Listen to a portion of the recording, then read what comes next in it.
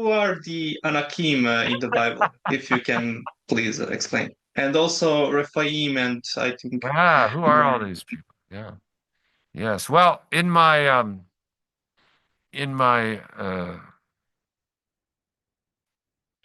website, oldtestamentquestions.com, I put in an advertisement for this here.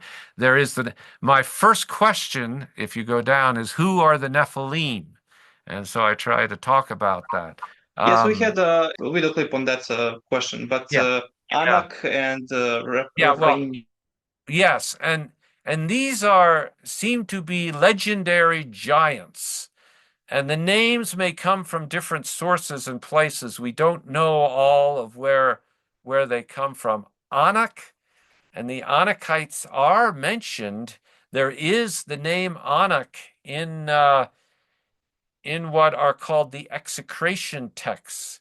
The execration texts are little like clay figurines that are supposed to be leaders in Canaan in around the 18th, 19th, and 20th centuries BC, much earlier than a lot of the events in Joshua and elsewhere.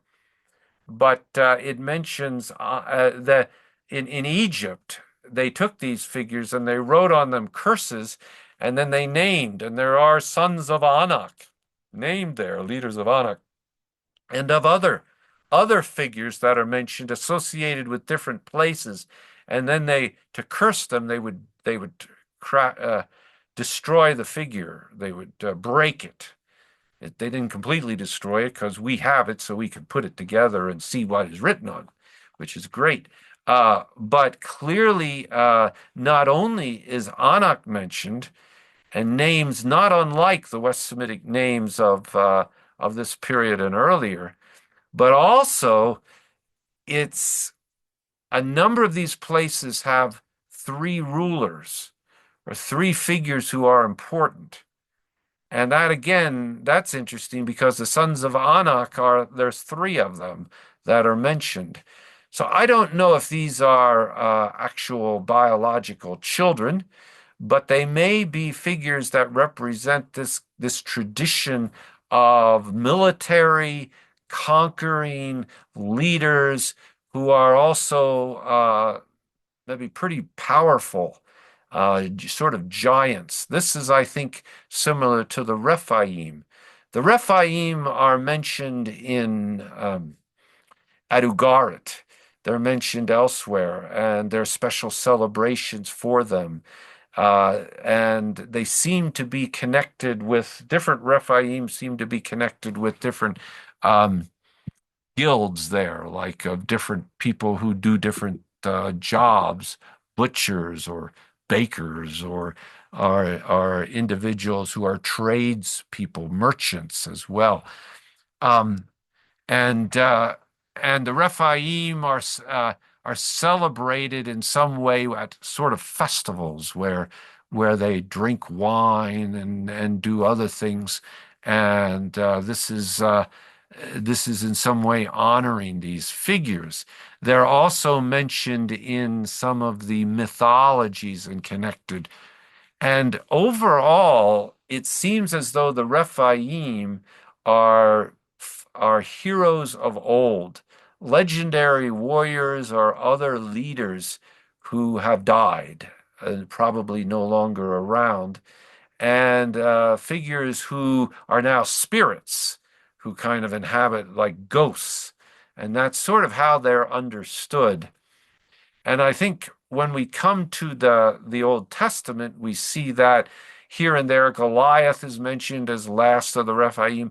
Og is mentioned as a figure connected with the Rephaim.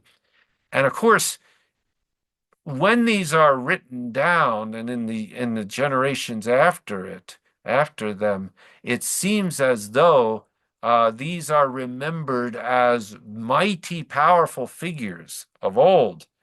But they aren't, unlike Adu-Garit, they're kind of heroes and very positive. In Israel, they're enemies. They're enemies that Israel fights and defeats. And this is also, I think, true of the Anakites as well. So these are known. The terms are known and they're applied and used, but they seem to be more. It's not like they're a family biologically, but they're more figures who come to prominence as great warriors or heroes of one sort or another. And so that's what I think comes into the understanding and remembering of Israel. And they're called, in some place, they're called Emim as well in one place. And in Deuteronomy, I think, or Numbers, they're connected with, at one place, with the Nephilim as well as heroes of old who have fallen. So that's my best understanding. It's hard to know what the etymology of these are. Some people were Rapha can mean to heal or to be well, but that doesn't fit so well with Rephaim. Maybe it is. It's hard to know. Anak is not clear, probably comes from old times. It could mean something like dedicated to in some way, like Enoch is later on and Hanukkah, but it could also mean lead, like the heavy weight that we carry. And so I don't know if there's a connection there, but there's different theories about the origins of these terms.